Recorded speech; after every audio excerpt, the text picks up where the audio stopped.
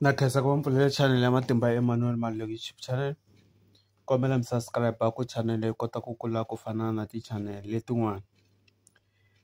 Ni rhandza ku khensa aka vo buti lava ringanaka na mina hi malembe or lava ni hundzaka hi malembe or lava va nga vantsongo ka mina, na vosesi lava va ni hundzaka hi malembe or lava ringanaka na mina or lava nga hansi hi malembe ka mina.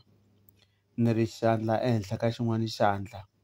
Na khensa eka n'wina mi ni tsundzuxaka na n'wina mi lavaka vutivi ka swilo swo karhi.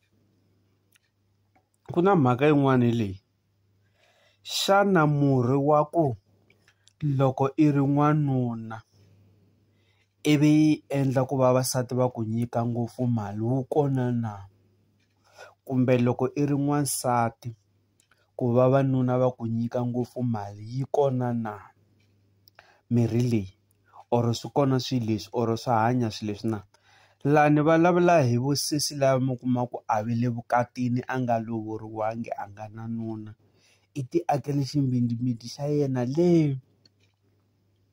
A mi se tshama mi twana siku na rin'we ku hayi i tshama na n'wanuna kumbe i hanya na munhu wo karhi.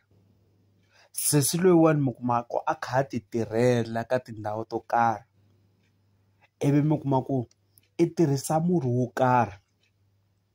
Loko a fika a tshama na n'wanuna kumbe a fika a khama rona n'wanuna, n'wanuna luya i pfumelela xin'wana na xin'wana lexi sesi luya a xi vulaka.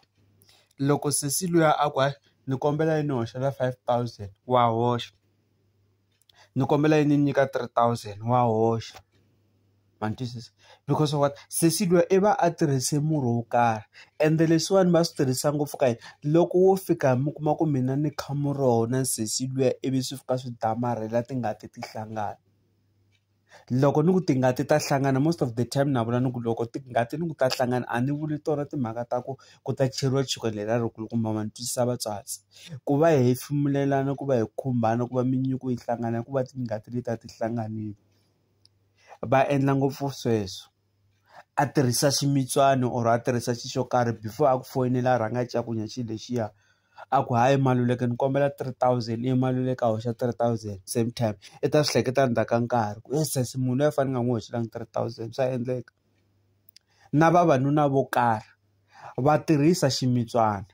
I kuma ku i rhandzana na vavasati lava tirhaka kumbe vavasati lava nga na ma-business, i kuma ku i 4 wa vavasati lava rhandzanaka na vona. Loko a n'wi fonela ku baby ni xota hi 2,000 ivi a n'wi hoxela mali liya, ni xota hi 3,000 a n'wi hoxela, a ku ni kombela ya ni xavela mpahla sweswo hambana, ivi a kha a tirhisa ximitswana lexiya. Ma ni twisisa? Se swilo leswiya swa hanya ku va kona vanhu lava va tirhisaka ximitswana or ximudyana ku va va lava mali ka vavanuna or va lava mali ka vavasati. Swilo leswiya swa prevent-eka vanhu va ka hina, swa pfuneka ende swa hela loko mi ya ka tin'anga ta xintu or mi ya ka tikereke to karhi or mi ya ka vaprofita va karhi mi fika mi va hlamuseta problem va mi endlela swilo leswiwani ivi swi hangalaka.